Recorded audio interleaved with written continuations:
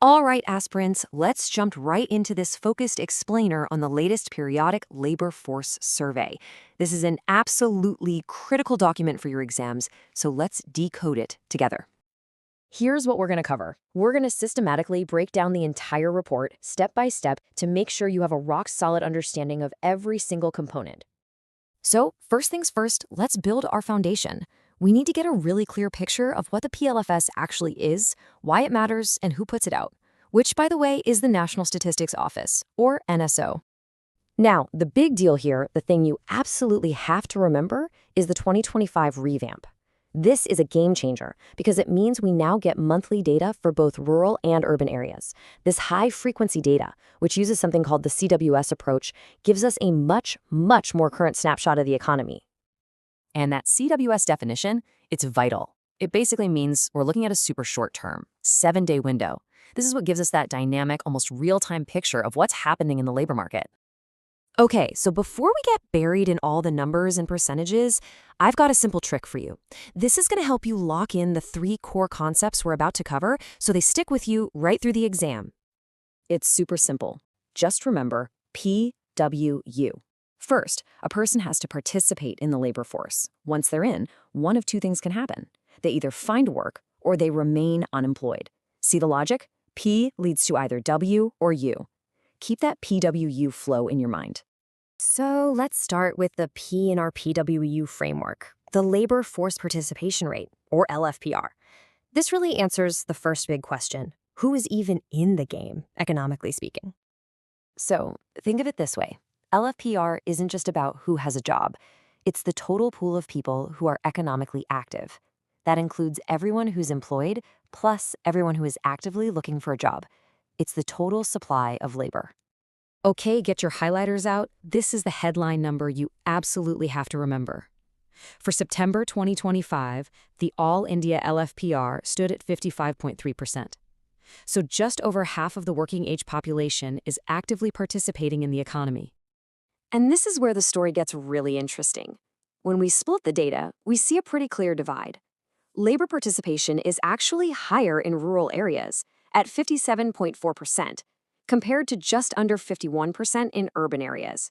This likely points to the different nature of work, especially in agriculture. But honestly, that rural-urban split is nothing compared to the gender gap. Just look at these numbers. Male participation is way up at 77.1%, while female participation is less than half of that, at a staggering 34.1%. This is a huge point of analysis for any exam. Now, if we look at the trend over the last 6 months, you can kind of see this little dip. It hit a low point in June at 54.2%, but then started to climb back up steadily through to September. Okay, we've covered P for participate. Now for the W in our PWU mnemonic, the worker population ratio. This moves us from who wants to be in the labor force to who actually has a job. Now, pay close attention to this definition because it's one of those specific details they love to ask about. To be counted as employed here, a person only needs to have worked for at least 1 hour in the last 7 days. Just 1 hour.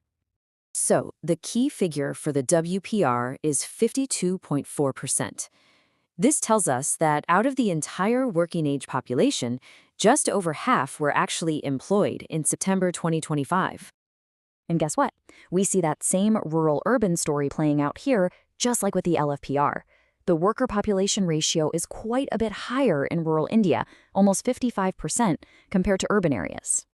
And yep, you guessed it, that massive gender gap is still here, and it's just as significant. This consistent gap between male and female employment rates is a really critical point for any kind of policy analysis, which makes it prime material for exam questions. And if you look at the trend line, it's almost a mirror image of the LFPR chart we saw earlier. It shows that same dip around June and then a steady, gradual recovery through August and September. This brings us to the final piece of our PWQ puzzle, the U for unemployment rate. This indicator focuses on the people who are participating but haven't been able to find work. Okay, this is probably the single most important definition to get right. The unemployment rate is not a percentage of the whole population. It's a percentage of the labor force, the P from our mnemonic. It's a common mistake, so please lock that distinction in your brain. And that headline unemployment number for September 2025 comes in at 5.2%. So what does that mean? It means that of all the people actively participating in the economy, 5.2% couldn't find a job. Whoa, okay, hold on a second. This is where things flip on their head. Remember how participation and employment were higher in rural areas? Well, unemployment is actually lower in rural areas and significantly higher in urban areas at 6.8%. And the gender story here is really insightful. While far fewer women are in the labor force to begin with, for those who are participating, a higher percentage of them are unemployed compared to men. This is especially true for urban females, where the UR was a particularly high 9.3%. Looking at the trend, you can see the unemployment rate bounced up a bit mid-year, peaking in May and June at 5.6%, before settling back down to that 5.1 to 5.2% range more recently. All right, I know. Methodology can feel a bit dry, but stick with me here, because understanding the changes is absolutely crucial for avoiding some classic traps in your exam. So what's the point of all this technical stuff? Well, basically, all these changes, like the new sampling method and bigger sample size, were designed to do one thing: get better, faster, and more accurate data. Okay, everyone, listen closely. If you remember only one thing from this whole section, let it be this. Put a big star next to this in your notes. Because of the revamp, you cannot, I repeat, you cannot directly compare this new data with any PLFS data from before January 2025.